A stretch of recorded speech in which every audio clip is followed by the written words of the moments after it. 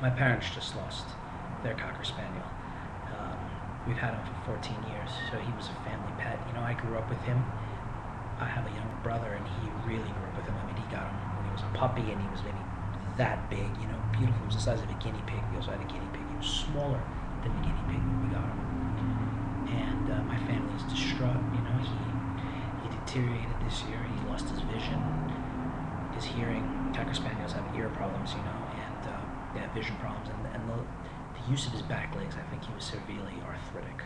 So we got him a dog wheelchair, and he used that for a little while. And you know, those things help, but they don't really help in the house. You know, you can still take him out for a walk, but in the house it's really hard. And he died 2 nights ago, and he didn't want to eat anymore. He didn't want to drink water, and he had constant vomiting. You know, he was vomiting constantly. And his last night of life, you know, he looked out of it. He wouldn't drink anything, wouldn't eat anything, puking.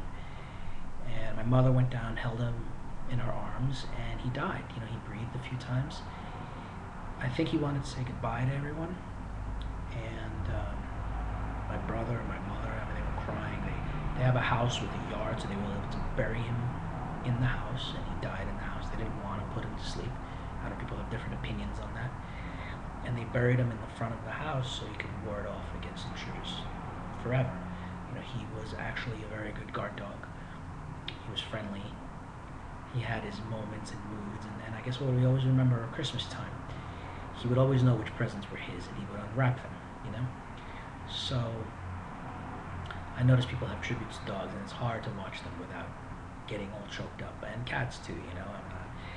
I know if you've had a pet for that long, it hurts. So, you know, my question is, do dogs know they're going to die? Dogs I consider intelligent. And, you know, at the end, the body just shuts down. It doesn't want to live anymore. It doesn't want to drink or eat. And you always wonder if there's something else you could have done. Could do another medicine, or could you have put him on an IV?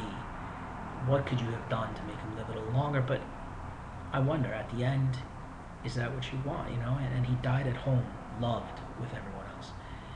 Everyone is distraught, you know. I don't live there anymore. I wish I could have been there. I saw him at Christmas, and I kind of said my goodbyes, but you know, things were so hectic and crazy. It's sad. It's sad to think you don't, you know, I guess with death you never really get to say your goodbyes. But with a dog, you kind of knew. You kind of knew it was happening, and he was going to go.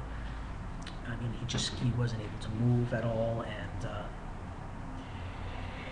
how do people cope, you know? It's tough, and you don't want to get another dog right away. You may never get another dog, because you don't want to have to go through that. Now, I have my own dog, and he's up there, he's only 10, and it's going to be, it's going to be sad, you know?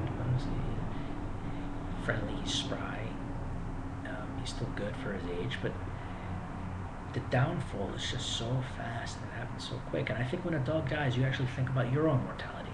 You know, everyone in that house is thinking, that's going to be me, you know, but you don't die that way. You die in a hospital, most people are. It's, and this, I guess it all ties into Ben Breedlove. I sent him all that video because I think if anything would put you in a good mood, it would be that. I mean, he was at peace, and he was so young, and he had his whole life, and you can tell he was a genuinely good person. And I think a lot of people are going to watch that and take solace in that. Cocker Spaniels, you know, they are known to have a ton of issues. They're not healthy dogs. They don't live very long, but he was a pretty dog, and I think he was smart. I remember seeing him 2 weeks ago. I went home to visit, and he was still a guard dog. You know, someone walked in the back room he didn't recognize, and he barked. He couldn't move. He couldn't see them. He could only smell them. I guess the way you love an animal is different than you love a person. It's a different thing, you know, because it's the unconditional love, I guess. And as you spend more and more time with them, they grow to love you too. You know, they want to be with you. And I guess he died with his family, and he wanted to be with them in his last moments. So I think that made him happy. And I don't know. It's just sad. I'm still thinking about it 22 days later.